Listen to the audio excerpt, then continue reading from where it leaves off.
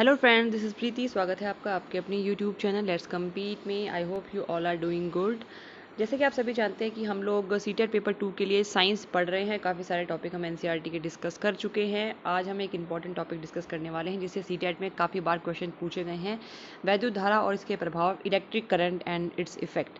Basically मैं अब हिंदी में पढ़ा रही हूँ। पहले मैं शुरुआत में मैंने इंग्लिश में पढ़ाया बिकॉज मोस्टली जो कैंडिडेट है वो हिंदी के हैं। फिर भी इंग्लिश वाले परेशान ना हों बिकॉज मैं सारी टर्मिनोलॉजी इंग्लिश में ही बताऊंगी, आपको कोई ऐसी दिक्कत आएगी नहीं। फिर भी आप कमेंट सेक्शन में अपने सुझाव दे सकते हैं या आपकी प्रॉब्लम डिस्कस कर सकते हैं। चलिए, सबसे पहले हम देखते हैं कि वैद्युत धारा और उसके प्रभाव। सबसे पहले हम इसमें एक चीज़ देखेंगे कि जो सर्किट हमारा होता है जिसको परिपथ कहा जाता है, वैद्युत परिपथ जिसमें कहा जाता है जिसमें धारा बहती है, उसमें जो सिंबल्स होते हैं, कौन कौन से सिंबल्स किस किस चीज़ को रिप्रेजेंट करते हैं। देखिए, ये होता है वैद्युत सेल का सिंबल। ये सब आपसे पूछे जाते हैं सीटेट में। आपको एक फिगर बना के दे देगा, उसमें पूछेगा कि ये पर्टिकुलर जो सिंबल है किसको रिप्रेजेंट करता है, इसलिए आपको पता होना चाहिए। वैद्युत सेल कुछ इस तरह से रिप्रेजेंट होती है। इसमें पतली लाइन होती है और एक मोटी लाइन होती है।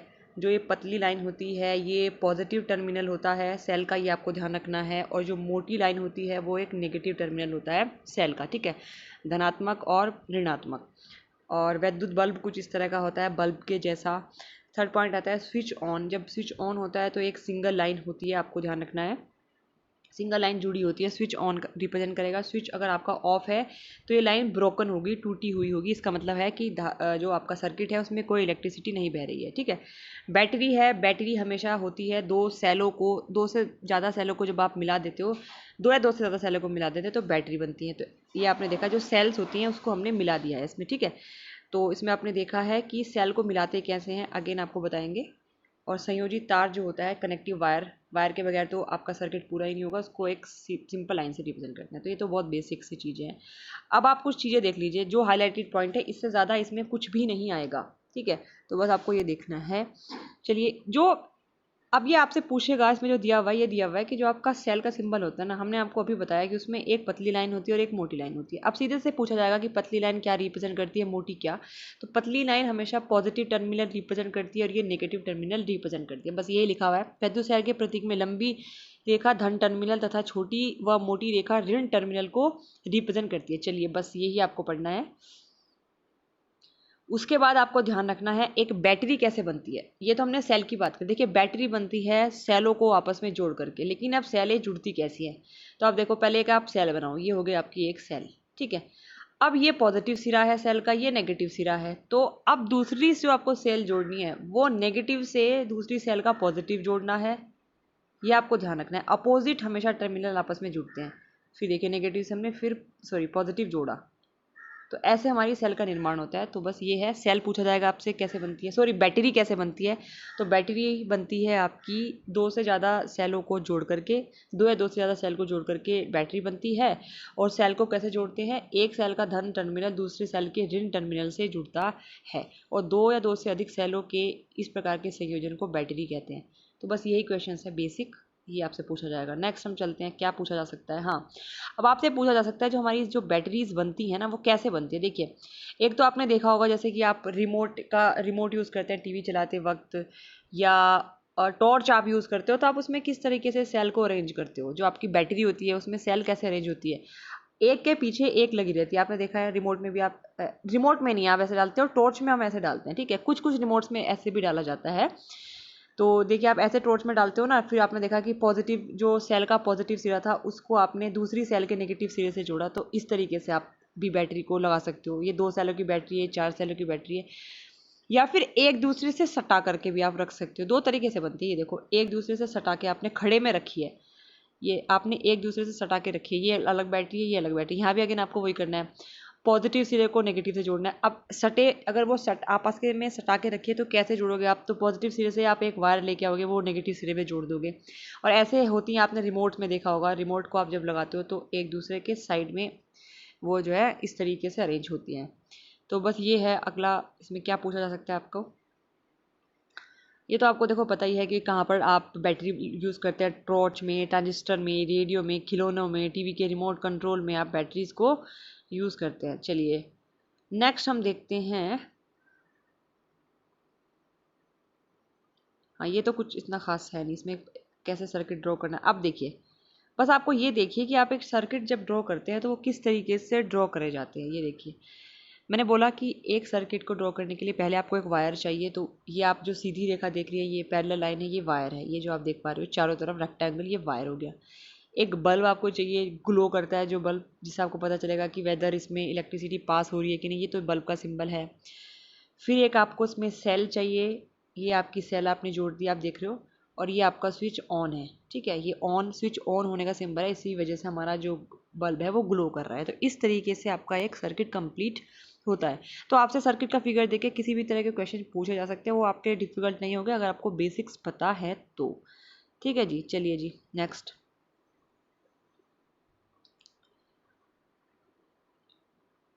हाँ, नेक्स्ट हमारा ये है कि switch on and switch off. ये आपको देखना है। देखिए, आपसे पूछा जाएगा ये फिगर दे करके कि इस फिगर में आप ये बताइए कि परिपथ में धारा बहेगी कि नहीं बहेगी। आपसे ये क्वेश्चन पूछे जाएंगे कि इलेक्ट्रिसिटी बहती है इस परिपथ में कि नहीं बहेगी। ये डायग्राम देखें। तो आपको सिर्फ ये देखना है, एक तो अरेंजमेंट देखना है कि सेल वगैरह प्रॉपर्ली अरेंज हो रखी है कि नहीं हो रखी है। फिर आपको सिर्फ स्विच को देखना है। अगर स्विच ऑन है तो इस इलेक्ट्रिसिटी इसमें पास ऑन होगी, और अगर स्विच ऑफ है तो नहीं होगी। तो आप सिंबल, इसलिए मैंने बोला ध्यान रखने ज़रूरी हैं। तो ये होता है आपका स्विच ऑन वाला चीज़, और इसमें धारा बहेगी। लेकिन जब अगर आप दूसरे साइड आप ये फिगर देखो, तो अगर आपको ये फिगर दे दिया और बोलेंगे कि क्या इस फिगर में धारा बहेगी, तो आपको क्या बताना है, नहीं बहेगी। बिकॉज ये जो स्विच है ना, ये ऑफ है। इसमें एक ब्रोकन लाइन है, टूटी हुई लाइन है, सर्किट पूरा कंप्लीट नहीं है, तो धारा कहाँ से बहेगी। तो इस तरह के क्वेश्चन आपसे पूछे जाते हैं कि स्विच ऑन कब होता है, स्विच ऑफ कब होता है। ठीक है, चलिए जी। अच्छा, बल्ब में एक तार होता है, छोटी सा पॉइंट मेंशन है, ये देख लेते हैं, जिसे तंतु अथवा फिलामेंट कहते हैं। यह भी तभी प्रदीप्त होता है जब इसमें वैद्युत धारा प्रवाहित होती है। तो ये तो एक बेसिक सी चीज़ है। चलिए, अच्छा, अब कुछ चीज़ें आपको देखनी है। यहाँ इंपॉर्टेंट पॉइंट है कि खुला परिपथ और बंद परिपथ किसे कहते हैं, ओपन सर्किट या क्लोज सर्किट किसको कहा जाता है, ये पूछे जाते हैं क्वेश्चंस। चलो, जब स्विच ऑन की स्थिति में होता है तो बैटरी के धन टर्मिनल से बैटरी के ऋण टर्मिनल तक परिपथ पूरा होता है। परिपथ को तब बंद कहा जाता है तथा सारे परिपथ में तुरंत वैद्युत धारा प्रवाहित होने लगती है। जब आपका जो सर्किट होगा, जब वो ऑन होगा ना, ऑन होगा, तो उस वक्त उसको कहा जाता है कि ये क्लोज्ड सर्किट है। क्लोज्ड का मतलब कहीं से टूटा फूटा हुआ नहीं है, पूरी तरीके से एक क्लोज सर्किट है। आपस में धारा यहाँ से बहनी शुरू हुई तो पूरे उसमें बहेगी, ठीक है। लेकिन अगर आपका स्विच ऑफ है तो उसको हमेशा कहा जाता है ब्रोकन सर्किट, ठीक है। या आप बोल सकते हो ओपन सर्किट। ओपन, या हिंदी में बोलोगे खुला परिपथ, उसको कहा जाता है अगर आपका स्विच जो है ऑफ है। जैसे अगर आपने इसमें स्विच लगाया तो आपने देखा, ये हमने स्विच इस तरह से होता है, तो आपने देखा ये ब्रेक हो गया बीच में से, तो धारा कैसे बहेगी।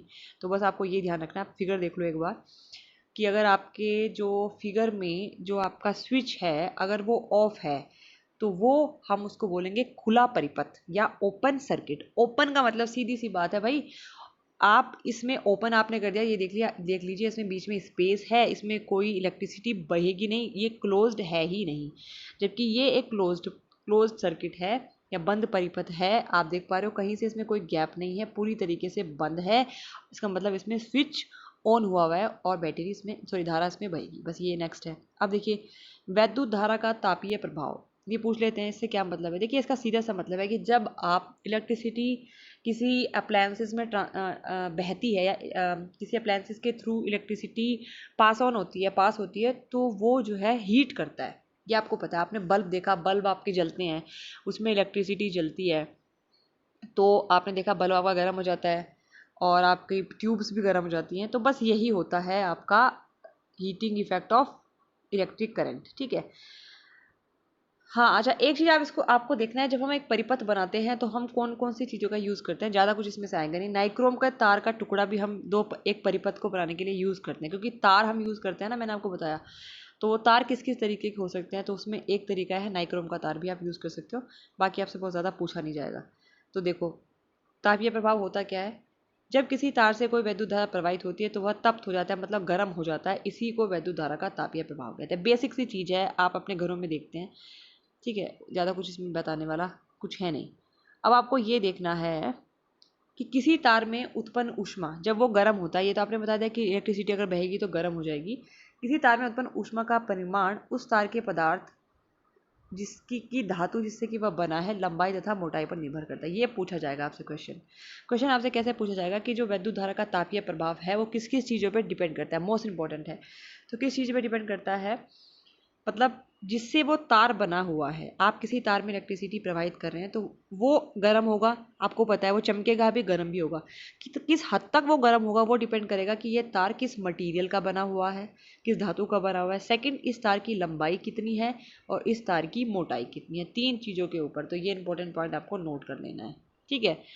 चलिए, हाँ, एक चीज़ आपको ध्यान रखना है कि विद्युत परिपथों को जोड़ने वाले तार जो होते हैं वो सामान्यतः गर्म नहीं होते हैं। जो हमारे घरों में तार होते हैं, अगर वो गर्म होंगे तो हमारे घर में इलेक्ट्रिक शॉर्ट सर्किट होते रहेगी, वो गर्म नहीं होते हैं, ये आपको ध्यान रखना है। इसके विपरीत कुछ विद्युत साधित्रों के अवयव इतने अधिक तप्त हो जाते हैं कि आसानी से दिखाई जाते हैं, जैसे कि विद्युत बल्ब आपको दिखाई देता है, गर्म हो जाता है तो ग्लो करता है। चलिए जी, ये हमारी एक वैद्युत इस्त्री है, इन्होंने यहाँ पे एक प्रेस दिखाई गई है जो आपकी, जिससे आप प्रेस करते हैं। तो इसमें बेसिकली क्या दिखाया गया है कि ये कैसे बनी हुई होती है, कि इसके ऊपर इसमें ये तार है जिसमें धारा प्रवाहित हो रही है, लेकिन ये तार के ऊपर आप एक प्लास्टिक की कोटिंग करके रखते हो जिसकी वजह से जो हीटिंग इफेक्ट है वो हम तक फील नहीं होता। तो बस यही इसमें मैंशन है। चलिए नेक्स्ट। हाँ, नाइक्रोम का तार हम ले सकते हैं, और किस किस चीज़ का तार आप ले सकते हो, इस्पात ऊन या स्टील वूल का तार भी ले सकते हो आप। ये पूछा जाता है जो तार हम विद्युत परिपथ में यूज़ करते हैं वो किस किस चीज़ के बने हो सकते हैं, नाइक्रोम का बना हो सकता है, स्टील वूल का बना हो सकता है। अब स्टील वूल क्या है, जो आप घर में बर्तन साफ करते हैं, एक सिल्वर कलर का जूना आता है जिससे आप बर्तन साफ करते हो, या जो भी आप रेस्पेक्टिव लैंग्वेज में आप उसको कहते हो, सिल्वर कलर का, तो वो बेसिकली होता क्या है, स्टील वूल होती है जिसको इस्पात ऊन कहा जाता है। तो उसका तार भी आप यूज़ कर सकते हैं, ठीक है। हाँ, और बल्ब के बारे में एक चीज़ ध्यान रखनी है, जो बल्ब के अंदर जो फिलामेंट्स होते हैं वो काफ़ी मात्रा में गर्म होते हैं, और गर्म होने की वजह से वो ग्लो करता है। तो ये पूछा जाता है कई कई बार, ठीक है। चलिए नेक्स्ट है। आजकल हम आपसे पूछा जाएगा कि CFLs क्यों यूज़ हो रही है। तो देखिए, विद्युत बल्बों का प्रयोग प्रकाश के लिए किया जाता है, पहले किया जाता था, अब तो बहुत कम यूज़ होते हैं। लेकिन बल्ब के साथ ये प्रॉब्लम है कि बल्ब काफ़ी मात्रा में हीट रिलीज़ करता है, उसका जो तार उसके अंदर होता है नाइक्रोम का तार, ठीक है, जो कि हमारे लिए डिज़ायरेबल नहीं है, उसकी हमको ज़रूरत नहीं है। इसी वजह से अब उनकी जगह पे हम फ्लोरोसेंट ट्यूबलाइट यूज़ करते हैं। हालांकि ये भी गर्म होती हैं लेकिन बहुत कम, अगर आप इसको एज़ कम्पेयर टू बल्ब अगर आप देखें तो CFLs भी आजकल काफ़ी यूज़ हो रहे हैं। CFL की फुल फॉर्म आपसे पूछी जा सकती है, सेहत प्रदीप्त लैंप इसको कहा जाता है, और इंग्लिश में इस वक्त मुझे ध्यान नहीं आ रही, तो आप एक बार गूगल कर लेना CFL की फुल फॉर्म, ठीक है। तो ये सब यूज़ करते हैं। क्यों यूज़ करते हैं आपसे पूछा जाएगा CFL, तो वो इसलिए ताकि जो आपके मतलब हीट रिलीज़ होती है एक्स्ट्रा, जो इलेक्ट्रिसिटी के द्वारा बल्ब में, तो वो हीट एक्स्ट्रा रिलीज़ ना हो, इस वजह से CFL यूज़ कर की जाती है। बहुत छोटे छोटे क्वेश्चन है, लेकिन जब हम नहीं पढ़ते हैं तो हम लोग कई बार भूल जाते हैं। आप देखिए, विद्युत फ्यूज़ किस चीज़ के बने होते हैं, मोस्ट इंपॉर्टेंट है, क्वेश्चन पूछे गए हैं, ठीक है। वैद्युत फ्यूज किस चीज के बने हुए होते हैं, ये आपको ध्यान रखना है। देखिए, कुछ विशेष पदार्थों के बने तारों से जब अधिक विद्युत धारा प्रवाहित होती है तो वे शीघ्र ही पिघलकर टूट जाते हैं। इन तारों का उपयोग विद्युत फ्यूज बनाने में किया जाता है। आपसे पूछा जाएगा किस तरह के तारों का उपयोग विद्युत फ्यूज बनाने में करते हैं। तो ऐसे मतलब इलेक्ट्रिकल जो फ्यूज होते हैं घर में, ऐसे फ्यूज जिसमें कि अगर आप ज़्यादा इलेक्ट्रिसिटी डालोगे तो वो पिघल करके टूट जाएंगे, और वो ज़रूरी भी है, ठीक है। देखिए, सभी भवनों में प्रत्येक वैद्युत परिपथ में फ्यूज़ लगाया जाता है। आपके घरों में भी फ्यूज़ लगे हुए होंगे, या स्कूल्स में, कॉलेजेस में, बिल्डिंग में फ्यूज़ लगे हुए होते हैं। प्रत्येक वैद्युत परिपथ में से प्रवाहित की जाने सकने वाली वैद्युत धारा की कोई अधिकतम सीमा होती है कि हमारे घर में कितनी मैक्सिमम इलेक्ट्रिसिटी आएगी, ये कंफर्म है। अगर वो मैक्सिमम इलेक्ट्रिसिटी से ज़्यादा इलेक्ट्रिसिटी घरों में आती है या फिर कहीं पर आती है, तो ये वैद्युत फ्यूज़ जो होते हैं, इलेक्ट्रिकल फ्यूज़ है, वो जो है आपके पिघल करके टूट जाते हैं, और ये इसी वजह से हमारे लिए थोड़ा सेफ होता है, नहीं तो घरों में शॉर्ट सर्किट हो जाते हैं, ठीक है। यदि परिपथ में उचित फ्यूज लगा है तो वह पिघल जाएगा, इससे परिपथ टूट जाएगा। अतः फ्यूज सुरक्षा युक्ति है जो विद्युत परिपथ की क्षति तथा संभावित आग के प्रति सुरक्षा प्रदान करता है। तो वैद्युत फ्यूज के काम के तो बेसिक सी चीज़ें आपको सबको पता ही होगी। चलिए, अब आपसे पूछा जाएगा कि शॉर्ट सर्किट जो होते हैं घर में वो क्यों होते हैं, ये पूछे लिए जाते हैं। देखिए, ये आप देख पा रहे हो, एक फ्यूज इस तरह के होते हैं, व्हाइट कलर के होते होंगे, आपने देखा होगा घरों में, ठीक है। वैद्युत परिपथ में अत्यधिक वैद्युत धारा प्रवाहित होने का एक कारण वैद्युत तारों में परस्पर सीधा संपर्क, अगर आपके जो घर में वायर्स हैं अगर वो डायरेक्टली कांटेक्ट में आ गए तब आपका शॉर्ट सर्किट हो जाता है, या फिर उसमें कोई टूट फूट हो, कोई वायर कहीं से निकला हुआ हो, तब शॉर्ट सर्किट हो जाता है। तो पूछे जाते हैं रीजंस क्या है शॉर्ट सर्किट होने के। तो ये है कि वैद्युत तारों के परस्पर सीधा संपर्क हो जाने के कारण, ऐसा टूट फूट अथवा तारों के वैद्युत रोधन के हटने के कारण हो सकता है, इससे शॉर्ट सर्किट हो सकता है। अत्यधिक धारा प्रवाहित होने का एक कारण एक ही सॉकेट से कई युक्तियों को संयोजित करना भी होता है, कि आपने एक सॉकेट से बहुत सारी चीज़ें जोड़ी हुई है, कि आपने एक सॉकेट लिया, उसी से आप अपने अपना मोबाइल चार्ज किया, उसी को आपने टीवी में भी यूज़ कर रहे हो आप, या और किसी चीज़ के लिए यूज़ कर रहे हो। तो इस वजह से तो आप तो 3 रीज़न हमने देखे। पहले तो शॉर्ट सर्किट होने के 3 रीज़न कौन कौन से हैं? अगर आप डायरेक्ट कॉन्टैक्ट कराते हैं तारों का, पहला। दूसरा, अगर तारों में कोई टूट फूट हो। और तीसरा, अगर आप एक ही सॉकेट में बहुत सारे चीज़ें लगा रहे हो, उसी सॉकेट से मोबाइल चार्ज करना है, उसी सॉकेट से टीवी देखना है, तब भी शॉर्ट सर्किट होता है। तो 3 चीज़ें हैं। ये बहुत ही छोटे क्वेश्चन है, लेकिन अगर आप याद नहीं करोगे, इनको ध्यान नहीं दोगे, तो आप क्वेश्चन नहीं अटैम्प्ट कर पाते हो फिर इलेक्ट्रिसिटी के। ठीक है। और ये बहुत इंपॉर्टेंट है, सीटेट के पॉइंट ऑफ यूजेज से कई बार भर भर के क्वेश्चन आए हैं, तो इसलिए आपको दिखना है। चलो अच्छा, वीडियो अगर आपको पसंद आती है तो प्लीज़ वीडियो को लाइक ज़रूर करें और अपने दोस्तों के साथ शेयर करें। चैनल हमारा नया है, चैनल को सब्सक्राइब करें और अपना फीडबैक ज़रूर दें। नेक्स्ट है वैद्युत धारा का चुंबकीय प्रभाव। देखिए, सीधा सा एक चीज़ मैं आपको समझाती हूँ, ये है क्या। जब किसी तार में वैद्युत धारा प्रवाहित होती है, जैसे कि आपने सर्किट में देखा, तो उसमें कुछ चुंबकीय प्रभाव भी अपने आप आ जाता है। इसी को हम कहते हैं वैद्युत धारा का चुंबकीय प्रभाव। ठीक है। अच्छा, जो फ्यूज़ होते हैं, उसने एक चीज़ दी हुई है कि जो फ्यूज हमारी होती हैं उसमें ISI मार्क के फ्यूज़ हमेशा यूज़ करने चाहिए। ये तो बेसिक है, सभी को पता है। देखो जी, एक एग्जाम्पल से इसको समझ सकते हो वैद्युत धारा का चुंबकीय प्रभाव क्या है। चलिए हम देख लेते हैं। उपयोग की जा चुकी माचिस की डब्बी की कार्डबोर्ड ले लीजिए, इसके चारों ओर वैद्युत तार के कुछ फेरे लपेट लीजिए, ट्रे के भीतर एक छोटी चुंबकीय सुई आपने रखिए, और अब इस तार के स्वतंत्र सिरों को दर्शाए गए चित्र के अनुसार जोड़िए वैद्युत सेल से। देखिए, आपने मैच बॉक्स ले ली, एक मैच बॉक्स पे आपने एक तार बांध दिया, वही तार जो आप इस सर्किट से लेकर आ रहे हो, तो वो तार आपने मैच बॉक्स पे बांध दिया। देखिए, ये तार चला गया मैच बॉक्स के ऊपर, और इसके अंदर आपने एक चुंबकीय सुई आपने रख दी है। ठीक है। अब आपने इसमें अभी तो देखो स्विच हमारा बंद है, अभी हम इसमें धारा प्रवाहित करेंगे। हाँ,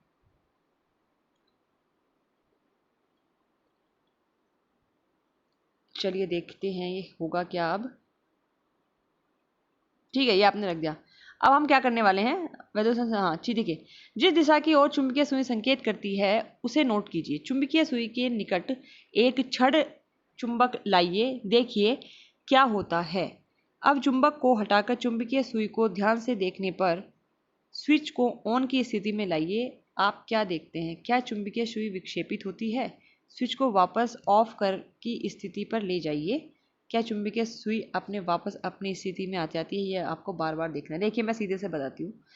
ये आपने एक इस तरह का सर्किट बनाया है, जिसमें आपने एक माचिस लिया और एक आपने चुंबकीय सुई आपने रख दी। चुंबकीय सुई आपने फिजिक्स लैब में देखी होगी, ठीक है, वो आपने रख दिया। अभी हमारा स्विच क्या है, ऑफ है।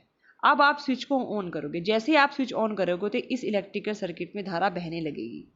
जब इसमें धारा बहने लगेगी, तो मैंने क्या बोला कि जब धारा बहने की वजह से ये जो तार है, इन सब तारों में एक मैग्नेटिक इफेक्ट आ जाएगा, एक चुंबकीय इफेक्ट आ जाएगा। फिर जब आप इसके चारों तरफ एक चुंबक लेके जाओगे ना, इस तार के आसपास, अगर ये जब स्विच ऑन है, जब आप एक चुंबक लेके जाओगे तो क्या होगा कि ये सुई डिफ्लेक्ट कर देगी। अगर ये इस डायरेक्शन में अभी रिप्रेजेंट कर रही है, जब हमारा स्विच ऑफ है, तो जब स्विच ऑन होगा, चूंकि अब इसमें चुंबकीय क्षेत्र आ चुका है, ये मैग्नेट बन चुका है तार हल्का फुल्का, तो जब आप तो ये क्या कर देगी, डिफ्लेक्ट हो जाएगी। अब इसकी डायरेक्शन ऐसी ना रह करके ऐसी हो जाएगी, थोड़ा सा डिफ्लेक्शन इसमें आ जाएगा। तो बस यही एक डायग्राम से बताने की कोशिश करी जा रही है। तो बेसिकली ये सिर्फ आपको ध्यान रखना है कि जब एक इलेक्ट्रिसिटी जो है बहती है किसी तार में, तो वो चुंबकत्व मतलब उसमें थोड़ा सा मैग्नेटिक इफेक्ट आ जाता है, बस यही है। और हाँ, जो हमारी चुंबकीय सुई होती है वो किस डायरेक्शन में रहती है, ये भी आपको ध्यान रखना है। ये पूछे जाते हैं क्वेश्चंस।